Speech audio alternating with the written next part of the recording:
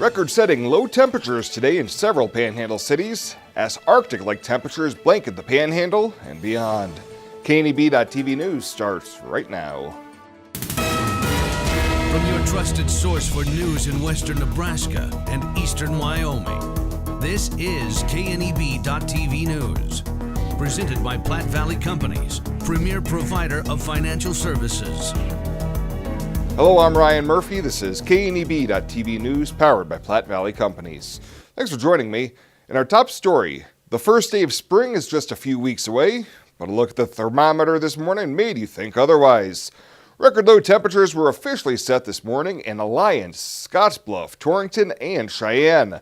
Just after 6:30 this morning, it was a frigid 16 below zero. Add the wind chill, and it felt like minus 34 degrees in Alliance, minus 30 in Scottsbluff, and minus 37 in Kimball. Bill Boyer will have more on the weather in just a little bit. Well, a 31-year-old Scottsbluff man is being held on a $500,000 bond and is facing multiple felony sexual assault on a child charges following an investigation late last month. Joseph Aguilar is charged with 5 counts of first-degree sexual assault of a child and 2 counts of third-degree sexual assault of a child. Scottsbluff police investigated the matter after a woman told authorities that her young son said that Aguilar repeatedly sexually assaulted him. Now, during a capstone investigation, the boy said that Aguilar sexually assaulted him multiple times in the boy's home, and in a subsequent interview, the boy's sister confirmed that her brother's version of events were similar. The girl says she too had been assaulted in the same fashion, as well as being groped over and under her clothing. Aguilar's preliminary hearing is set for March 11th in Scottsbluff County Court. Well, coming up after the break, a record-setting morning weather-wise. Bill Boyer will tell you if any more records are likely to be shattered this week. I'll be back right after this. At Platte Valley Bank, we understand that you have a busy life, and that means you don't always have time to come to the bank. That's why we offer user-friendly online and mobile banking with features such as iPay, recurring transfers, and mobile deposit. So you can bank how you want, when you want to. Whether you prefer to bank in person, over the phone, or online, Platte Valley Bank makes it easy to take care of your finances.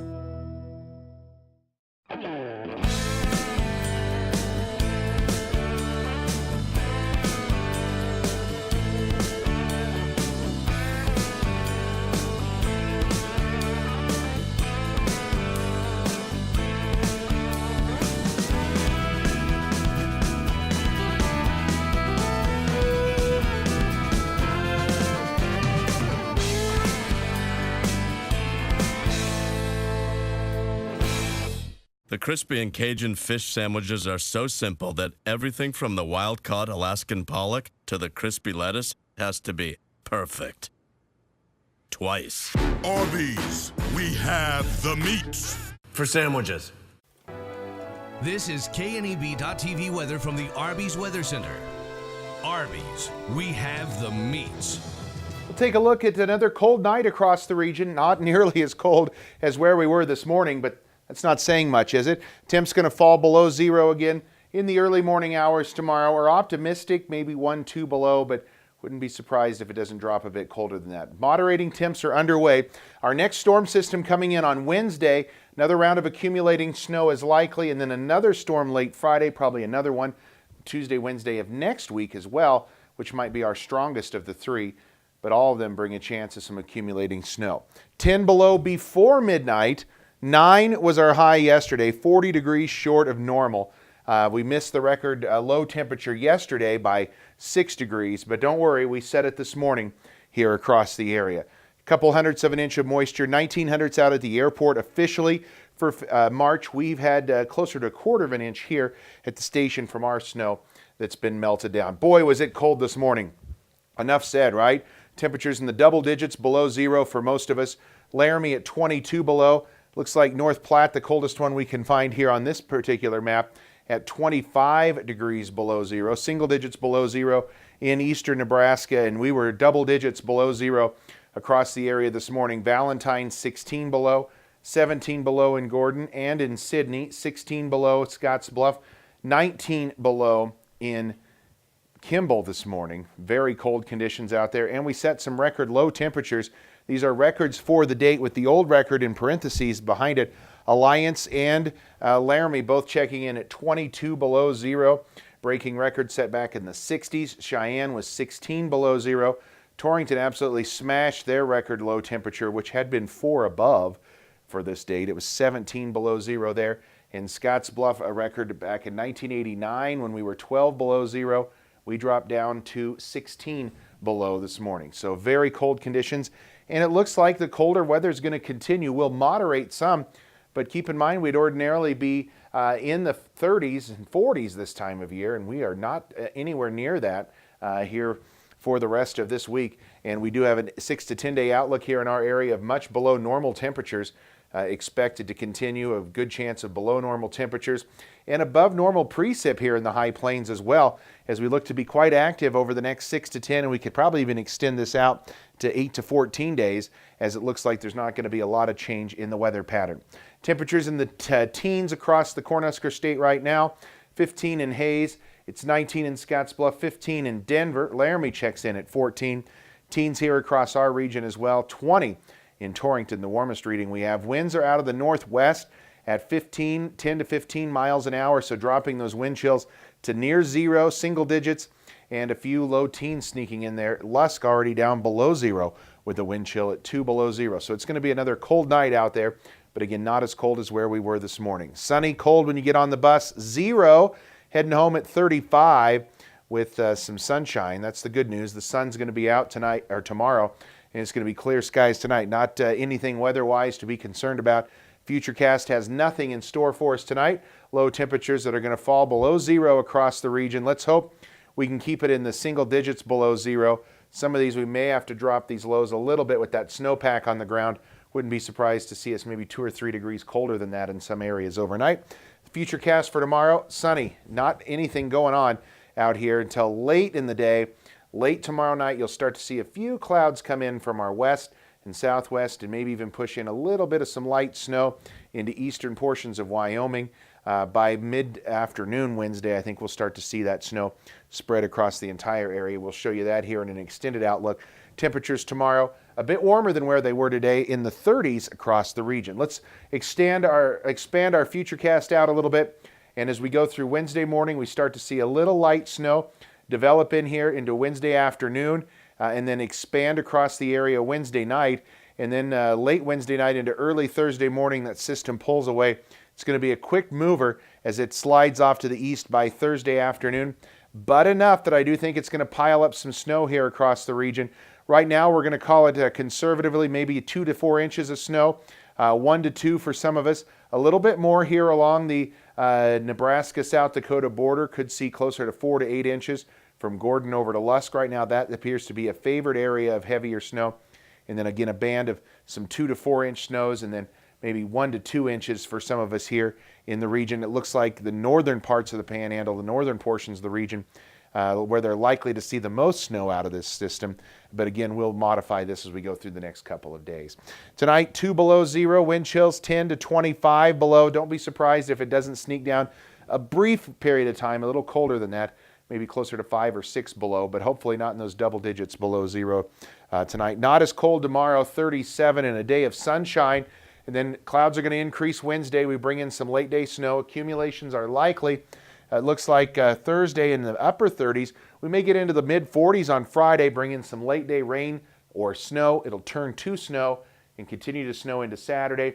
High temperatures in the mid 30s. Saturday is going to be a bit windy as well. And then Sunday, Monday right now, we're forecasting dry conditions, but another storm system looks like it'll be arriving on Tuesday of next week. Temps getting closer to normal, but still below normal through the next 7 days. The crispy and Cajun fish sandwiches are so simple that everything from the wild-caught Alaskan pollock to the crispy lettuce has to be perfect. Twice. Arby's, we have the meats. For sandwiches. Are you ready to join the celebration? Then what are you waiting for? Switch to Viero today and find out exactly why we're better. More towers than the competition. Convenient stores in your neighborhood. Friendly, helpful customer service, and top phones at excellent values, such as the iPhone XR for free. That's right, Get a free iPhone XR when you purchase any other iPhone of equal or greater value. Viera Wireless, your better choice for wireless service. Who is Hydrotex? Hydrotex manufactures and distributes high-performance lubricants and fuel improvers. We've been helping customers improve their operations for over 80 years with products made in the USA. We sell directly to customers and cut out the middleman and offer excellent service and value. Our products last longer and work better so that you spend less time maintaining equipment and more time making money. Whether you're in a factory, farm, fleet, or food processing facility, Hydrotex can help you. Visit hydrotexoil.com or call 308-635-8162. Welcome back. Residents of a Scottsbluff apartment complex were evacuated Sunday night after a man claiming to have a gun became involved in a standoff with Scottsbluff police officers. 25-year-old Jesse Smith was arrested on charges of terroristic threats and obstruction late Sunday night. Court documents say Smith barricaded himself in the complex, claimed that he had a shotgun and was going to shoot police and hostages. But eventually, officers executed a tactical plan to physically remove Smith from the apartment, and he was taken into custody without incident. He was being held on a $25,000 bond at 10% and was scheduled to make his first appearance on the charges on Monday afternoon in Scottsbluff County Court.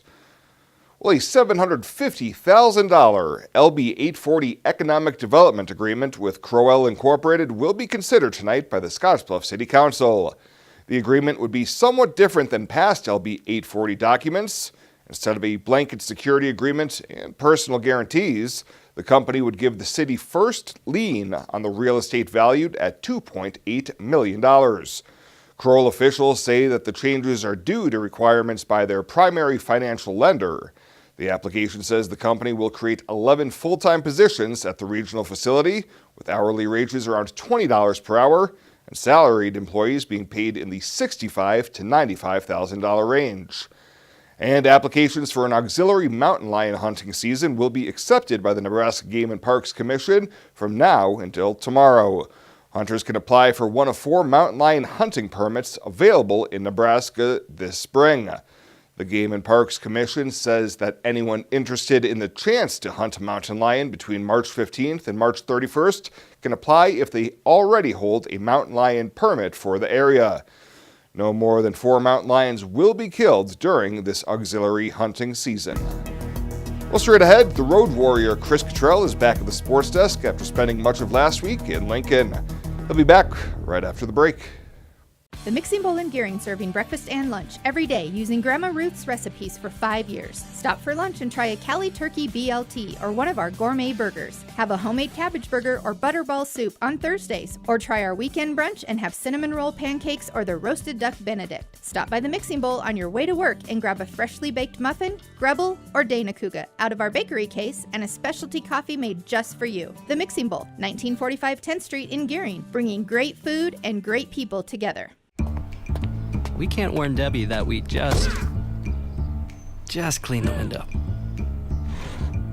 Sorry. But we can make you a bowl of homemade chili. Runza makes it all better.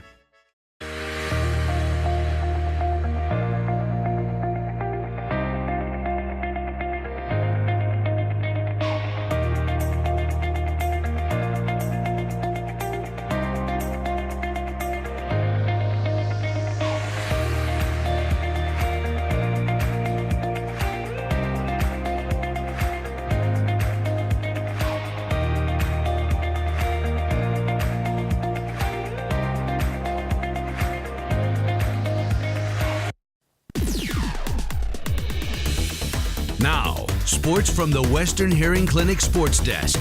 Western Hearing Clinic, the Panhandle's choice for better hearing, helping you hear what matters most. State basketball recap for the girls. The boys' schedule for this week, some spring football underway in Lincoln, and Cougar athletics as well. A tremendous 4-year run for the Mitchell girls basketball program came to a close over the weekend at the C1 state tournament. For the second straight year, the Lady Tigers able to pick up a win at state in round 1. I say the end of an era because this senior class, a key cog in a run that saw Mitchell reach state in 4 straight years. Just a ridiculous 4-year stretch that included state tourney wins over Pierce and Columbus Lakeview, along with a little bit of a state tourney rivalry they developed with Lincoln Christian. Sean Harvey saw it all from his time as an assistant coach to this year as the head coach at Mitchell. You know, it's been really special. When we started out, you know, three of the seniors we have been, you know, just contributors throughout those 4 years. The other three have just developed up and through the program and been huge for us this year. Each one of them's had big games for us. So it's been really special to watch them just, you know, be able to increase our success down here over those 4 years. Kiana Wilfred scored in double figures in all 3 games in the tournament, and the UNLV recruit looked like one of the best players in the state regardless of class. We've got 1 week left for the winter sports seasons, and that of course means the boys state basketball tournament this week. We'll be covering both Scottsbluff and Bridgeport here at KNEB. Scottsbluff, the 8 seed, taking on top seed Lincoln Pius, and Bridgeport in the C2 bracket, the number 2 seed, with an opener on Thursday against Ponca. Early morning coverage starts for the Cats and a mid-late afternoon start for the Bulldogs. Coverage on the brand for both of those games. Also from out west, it'll be Alliance in Class B. Their first round game comes against Aurora on Thursday night, the late game over at the Devaney Center. Looking at WNCC sports for the week, the headliners will be, of course, the Region 9 tournaments for the basketball teams. The women are hosting at Cougar Palace starting on Thursday. You see the day 1 schedule with the Lady Cougars playing in the late game against Sheridan. The men will be in Sheridan, Wyoming for their tournament. They're the 1 seed from the South Division starting on Thursday. A change to the softball schedule with Wednesday's home games within JC postponed to April 17th. They'll start a 10-game road trip through Texas and Louisiana this weekend. While the baseball team, they had their games at NJC in Sterling for this Wednesday. Those have been postponed, and they'll play this weekend at Trinidad State. Now to spring football for the Huskers. Everything got underway today in Lincoln. Head coach Scott Frost talked recently about a number of different topics with the media, including the hopeful arrival of transfer running back Dedrick Mills. Getting to know Dedrick, you know, he's taken a unusual path to get where he is, but we really enjoyed being around him and getting to know him and seeing what he's fought through. He's got some work to do to get here, but we feel confident it's going to get done. And he's more of an every down back and somebody that's older and hopefully a little more durable and a very talented player. So we need to get him here and evaluate all that, but we're excited about him. Mills started his career at Georgia Tech, where he was an all-ACC type freshman player, then moved on to Garden City Community College, and Kansas could wind up being the Huskers' lead ball carrier come the fall. That's the latest today from the Western Hearing Clinic Sports Desk. I'm Chris Cottrell. Ryan Murphy's back with a check on that community calendar when we come back right after this on KNEB.TV.